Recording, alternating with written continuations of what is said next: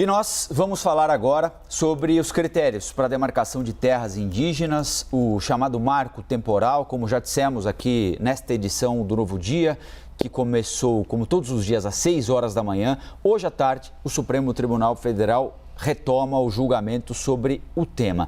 Nós estamos ouvindo e ouviremos posições diferentes sobre a possível alteração dessas regras. Ainda nesta edição do Novo Dia, depois das 10 horas da manhã, nós vamos conversar com o líder indígena e ambientalista Ailton Krenak.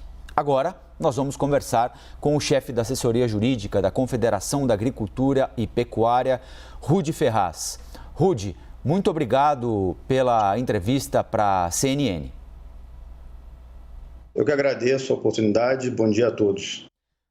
Rudy, o agronegócio defende a aprovação do marco temporal, agora numa decisão que pode ser tomada pelo Supremo Tribunal Federal ou, eventualmente, numa discussão que deve ser feita, pode ser feita pelo Congresso Nacional.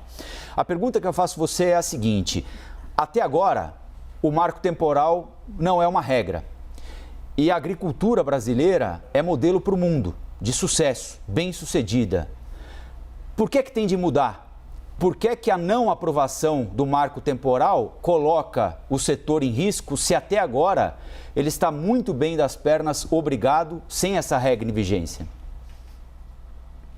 Bom dia, Colombo, bom dia a todos. É importante o seguinte: desde a promulgação da Constituição, o Pacto Democrático estabeleceu o quê? Que as terras que tradicionalmente ocupavam pelos índios seriam demarcadas e seriam reconhecidas como terra indígena e, por consequência, aqueles títulos de propriedade que lá estivessem sobre elas seriam declarados nulos de pleno direito, não tendo nenhum tipo de indenização.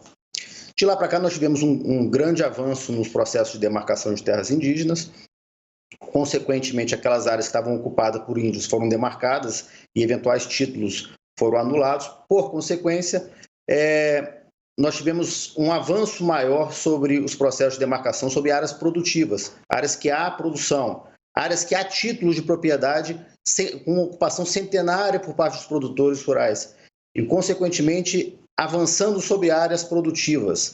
Então, essa caracterização com áreas ocupadas, que diz a Constituição, na realidade, começou a ser relativizada, como áreas que ocupavam num passado remoto e, consequentemente, relativizando os títulos de propriedade. E isso é uma questão muito sensível, porque você acaba retirando, expropriando o direito de propriedade do produtor. E se você avançar sobre áreas produtivas, áreas que com uma ocupação mais de 100 anos, e principalmente áreas onde tem pequenos e médios produtores, você inviabiliza esse tipo de produção, principalmente Rudy, pequeno e médio. Só para pegar um gancho nessa sua parte da resposta aí, foi o que aconteceu na avaliação de vocês na demarcação da Raposa Serra do Sol com os arrozeiros? É desse exemplo que você está falando? Bom, importante salientar, o caso Raposa Serra do Sol é um caso onde o conflito se iniciou lá em 1970, muito antes da promulgação da Constituição, e perdurou durante o marco temporal de 88. Por isso, aquela área foi demarcada, porque aquela área já havia ocupação e já havia conflito dos índios em 5 de outubro de 88, diferentemente de boa parte das demarcações que ocorrem no país afora, onde não havia ocupação indígena em 5 de outubro de 88. O que nós precisamos é de previsibilidade, nós precisamos que um cidadão comum, seja ele produtor rural, seja ele um cidadão da cidade, tenha condições de saber se aquele título de propriedade tem validade. Nós não podemos viver numa insegurança completa, uma possibilidade de qualquer título daqui a 10, 20 anos ser anulado porque alguém no passado falou que havia possibilidade de ter terra indígena ali. Então nós precisamos de segurança jurídica, apenas isso. Nada impede de que o poder público faça esse processo de demarcação através de um outro instrumento. Agora, não anule o título de propriedade. Compre a terra do produtor rural, compre a terra do proprietário, através de desapropriações, através de outros mecanismos, contudo sem violar o direito de propriedade. Apenas isso que nós queremos. Nós não queremos retirar em nenhum momento o direito dos índios, apenas garantir o direito de propriedade e criar mecanismos de pacificação. Nós queremos apenas a pacificação com reconhecimento do direito de propriedade do produtor rural. E de que maneira conseguir manter esse direito para os indígenas? Porque quando a gente fala de economia, a gente sabe o tamanho do poder que isso tem para um país, ainda mais quando a gente fala de agricultura, agropecuária, que é responsável pelos maiores valores, quando a gente fala de lucro nacional e também internacional. Bom, durante a pandemia foi o único setor que conseguiu sobreviver ainda com números positivos, é o setor agro. De que maneira compreender o limite entre o lucro e a necessidade do lucro com os valores e o respeito à demarcação indígena? A tendência não é que cada vez mais a gente vá encolhendo o espaço da demarcação indígena, justamente porque a gente está observando para um setor que traz uma lucratividade tremenda?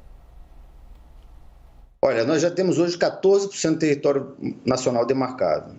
Há hoje 607 reivindicações e estudos sobre novas áreas indígenas, áreas que estão ocupadas há mais de 3, 4 gerações de produtores rurais, áreas que muitas vezes alcançam áreas urbanas.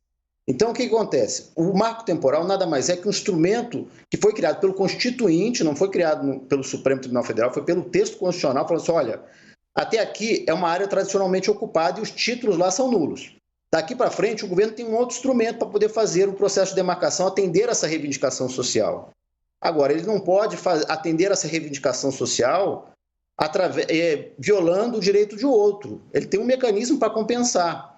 Então, de maneira alguma, nós queremos extinguir o direito dos índios. Pelo contrário, nós queremos arranjar o mecanismo que o próprio Constituinte estabeleceu para poder haver o quê? Uma compatibilização dos direitos tanto do índio quanto do produtor rural, para ele poder fazer o quê? Para poder ter tranquilidade para produzir alimentos para o país. Então não há em nenhum momento uma concorrência, na realidade é uma compatibilização de direitos. E o marco temporal é o instrumento mais possível para criar esse diálogo, para resolver os conflitos que nós temos no campo.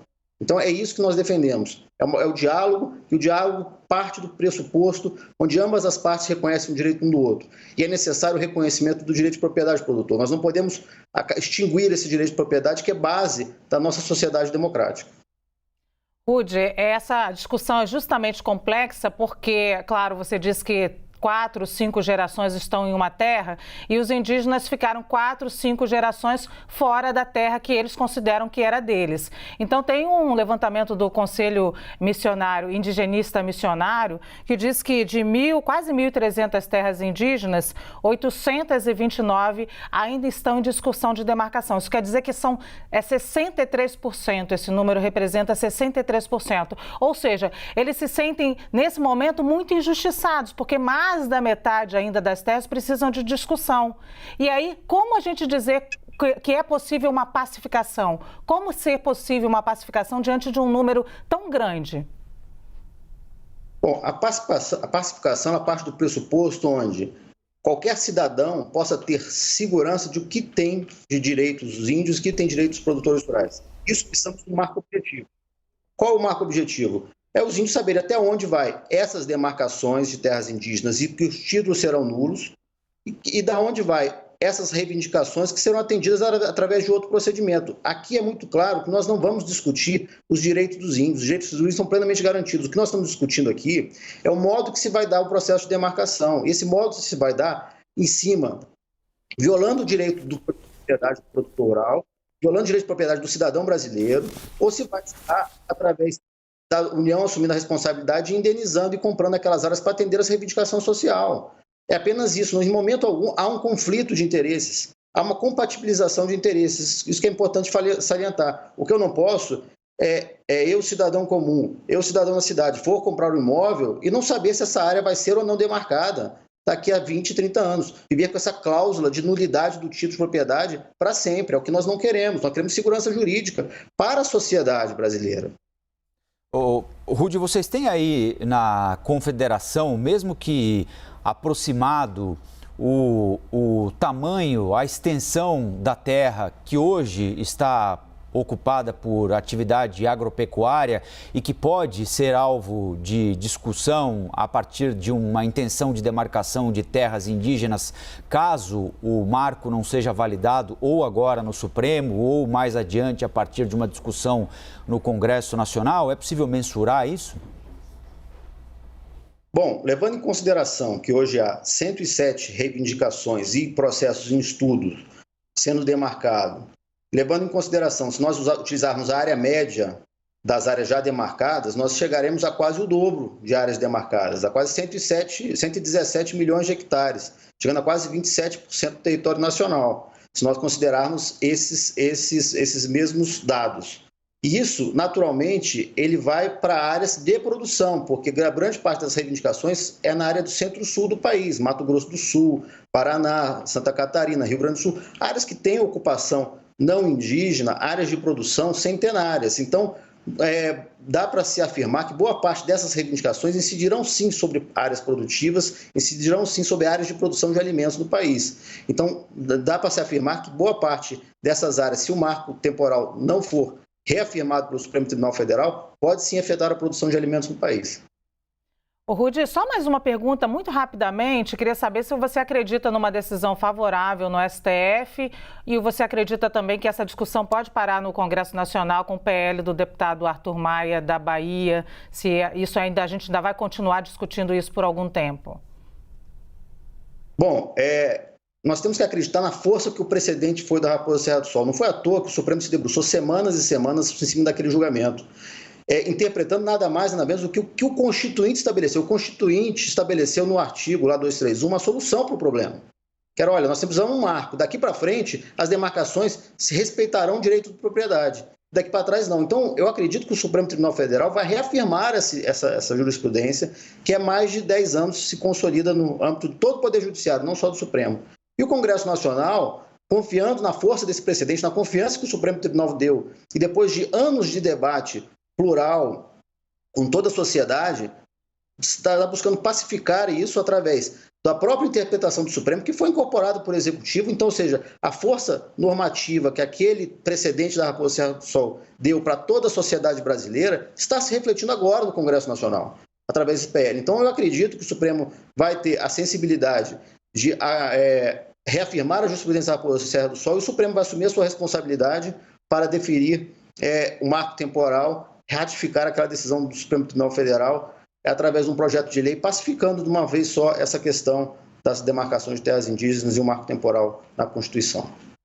Rudi Ferraz, chefe da assessoria jurídica da Confederação da Agricultura e Pecuária, muito obrigado pela entrevista aqui para a CNN e até uma próxima. Obrigada. Eu que agradeço.